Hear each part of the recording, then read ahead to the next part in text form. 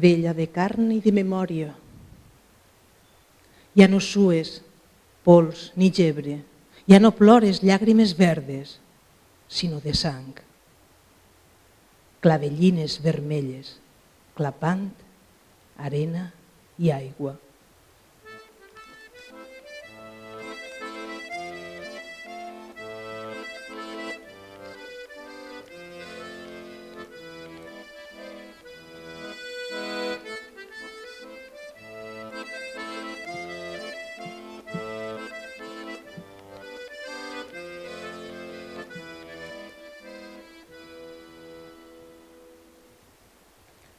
A boca de nit, la ratlla d'una ullada de sol badant l'aram del cel.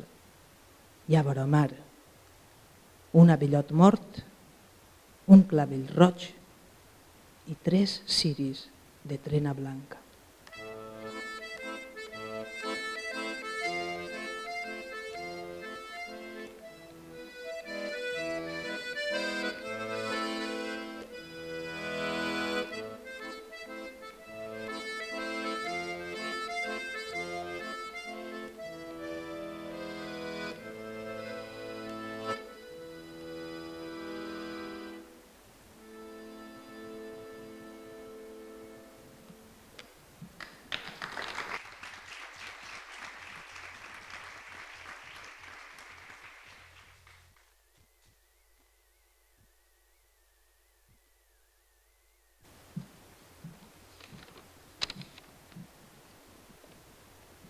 Cabanya de fusta.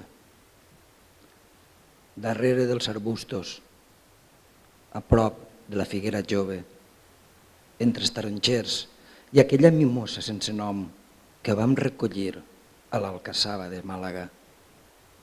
Veus com passeja la dona que estimes. Només els ocells, una feble brisa marina i la difuminada línia blanca d'un avió esborrant-se en són testimonis. Ahir, en l'hora muda que convida al descans, un fum negre, gairebé imperceptible, va embrutar el reflex del sol en la falda de la muntanya. Aviat, un petit helicòpter va aparèixer en un estany proper. Durant tota la vesprada s'omplia d'aigua amb insistent cadència, fins que va tornar la calma i fou el foc repòs en la cendra. Fa por pensar com pot ser de fràgil, de canyís, de fusta podrida, el pont que el goig travessa.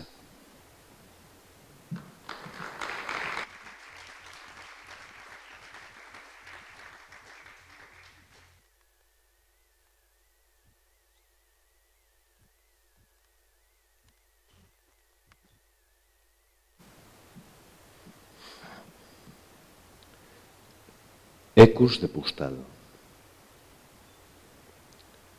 Tot aquell que conservi una postal, potser una serra verge sense escarnis o una mar que improvisa als infinits, que sàpiga del risc plaent de la pregària, d'invocar uns fats ungits pel somni tendre, la plonjor extrema als punys, l'alè del mans, o l'asma que malmet l'art de l'insult contra aquells que han sollat l'aire amb espectres.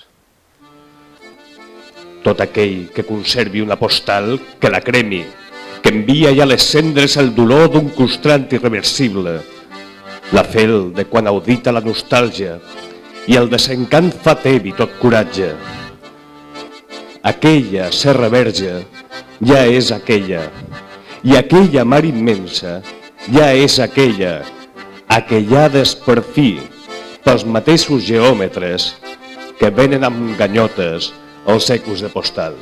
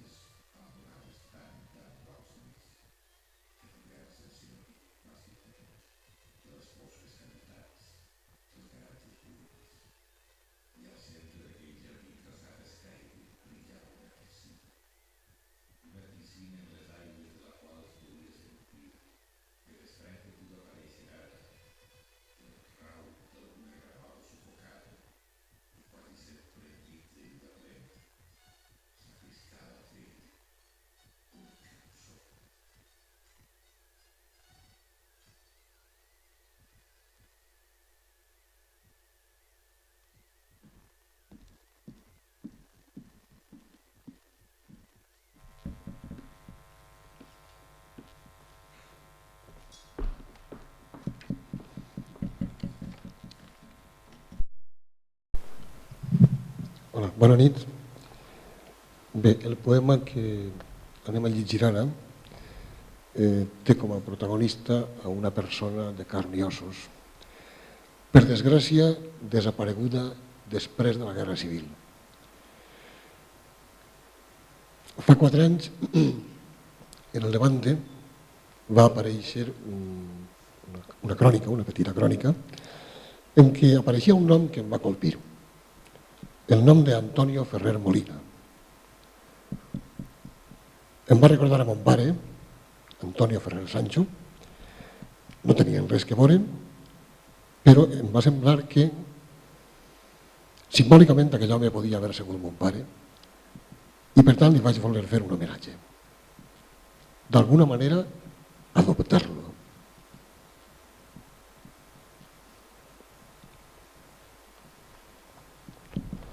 Conetes, lletra i epitafi per Antonio Ferrer Molina, de Carcaixent a la Ribera i obrer de vila. Humil afusellat, vençut de fa tirós, tan lluny de casa. Si tu m'ho permeties, jo voldria adoptar-te, pare meu que no fores, i encendre't una llàntia i erigir-te, manobre que jo fora, un nínxol de paraules a no aixoplugar-te segura amb l'animeta de mon pare, altre Antonio Ferrer, ni saga de canals a la costera, d'ofici altre i d'altra idea i bàndol i planeta. Si tu m'ho permeties, perquè ell m'ho permetria, que els morts feu lloc, segur, als altres morts, car no en mireu ni sang, ni consemblança, ni bandera, i perquè us n'apiadeu dins l'ofici de morts que us alfarrassa. Si tu m'ho permeties, jo voldria guardar-te dignament en la memòria, ja desmobilitzada, d'aquesta llar i lletra que t'ofrene. Que no està bé deixar-te tirat per les cunetes de la història amb el nom insepunt i auspicial epitafi, que no es pot consentir veure't, sabent-te pare d'honor i nom, germà civil, pastura de gossos salvatgins i aus de rapinya. Humil afusellat, perdut per inclemències, descansa amb el teu nom en pau dins el nom nostre. Benvingut a casa.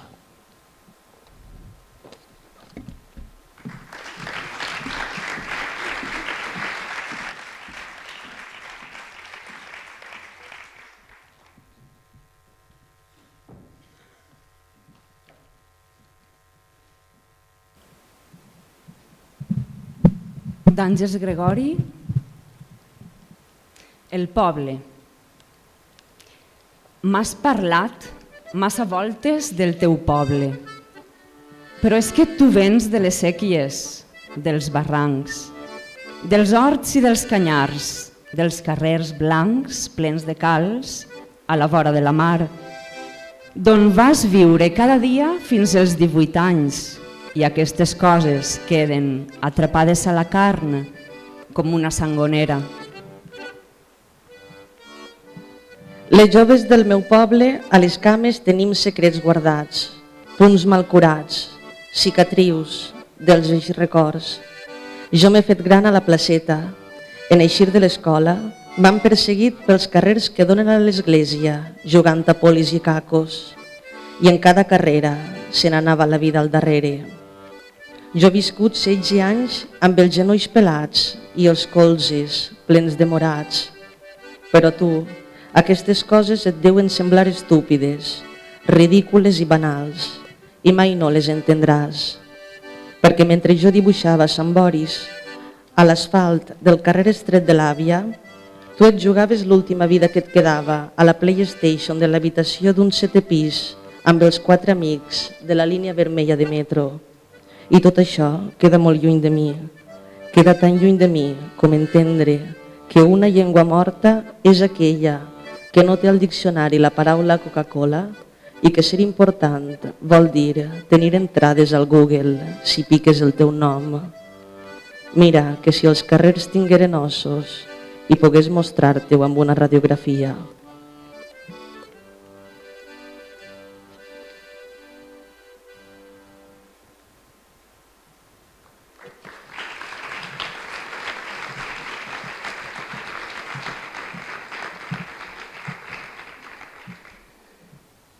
Bé, i ara agraïsc a Francesc Rodrigo que ens ha deixat a Manel Rodríguez Castelló i a mi que llegim el seu poema.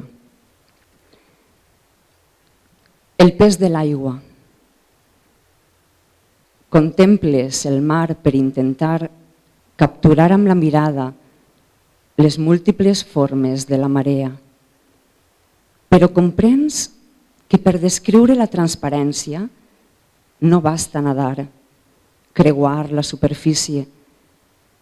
Cal fer una llarga inspiració i submergir-se fins al fons per davallar amb rapidesa fins a la part abissal de la vida, des d'on regresses amb un petit tresor de paraules submarines, però tornes sempre a submergir-te amb la necessitat d'expandir els límits per desxifrar el pes de l'aigua.